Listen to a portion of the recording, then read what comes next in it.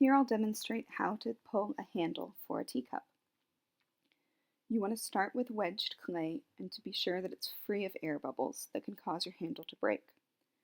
Roll the wedged clay into a cylinder form or maybe a cone form if you'd like. Again, being sure not to introduce air bubbles into the clay.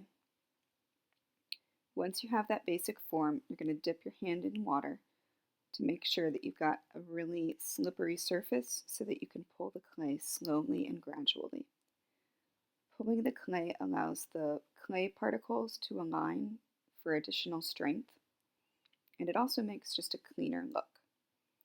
So here I'm holding the clay very firmly with my top left hand, and I'm pulling slowly down the sides of the clay, not really applying much pressure at all, just letting the drag of my hand across the clay pull that surface.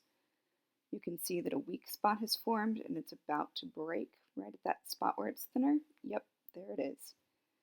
So it's important to go a little bit slowly and carefully with this. If you work too quickly, those weak, thin spots will form, and you'll just have to keep trying again until you get that handle to be as long as you need it to be.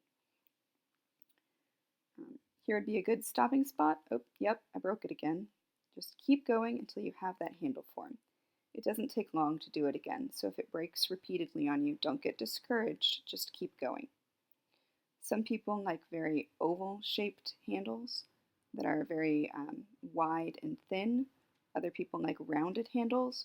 You're going to control that shape by either keeping that top hand still or rotating it 90 degrees between each pull so that you're hitting different parts of the handle with your hand. Once you've got a long enough piece, kind of make sure that it matches the form that you want, and then you can turn your clay upside down and allow it to drape in that arced handle shape so that it can dry to leather hard before we attach it to the cup.